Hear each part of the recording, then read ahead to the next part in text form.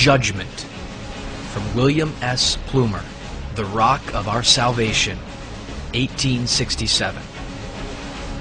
For God will bring every deed into judgment, including every hidden thing, whether it is good or evil. Ecclesiastes chapter 12, verse 14. God has appointed a day in the which He will judge the world.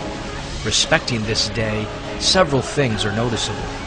All shall be judged, saints and sinners, great and small, living and dead, the servant and his master, the prisoner at the bar and the judge who sat on his trial, the assassin and the assassinated, the seducer and his victim, the invader and the invaded, the hireling and his oppressor, the king and his subjects, the fool and the wise man, the persecutor and the persecuted, the apostate, the hypocrite, the child of God and the child of the devil shall all be there.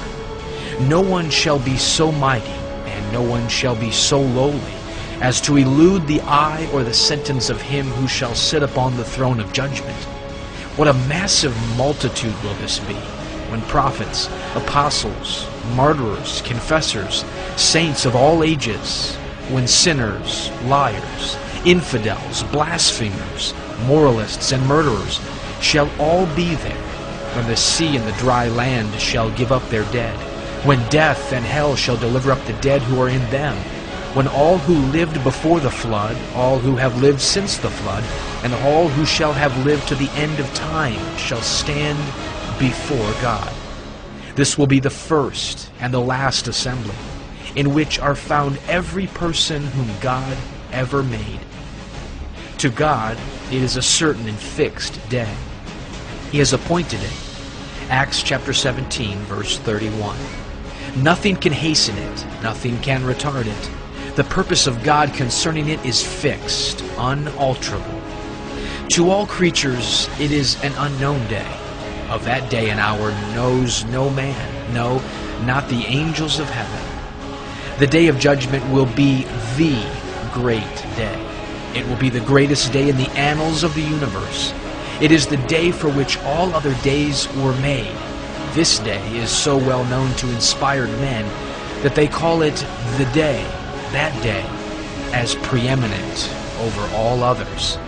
It will be the last day. After it, time will be no more. Time will cease to exist. Duration will no more be measured by seconds, minutes, days, months, years, centuries, cycles, but all will be boundless, shoreless, fathomless, unmeasured eternity. It will be a day of astounding exposures. Villainy will be covered up no more. Every disguise will be taken away. There is nothing covered that shall not be revealed, neither hidden that shall not be known. It will be a day of intense excitement. There will be no listless spectators of those scenes. Every faculty of the intellect and of emotion will be aroused to the highest possible exercise. Men may sleep under sermons concerning the judgment, but they will not be dull when they go to judgment. It will also be a day of final separation. The precious and the vile, the wheat and the tares, the sheep and the goats, saints and sinners, shall no longer mingle together. The separation of this day will be final. The righteous and the wicked shall part that day to meet no more.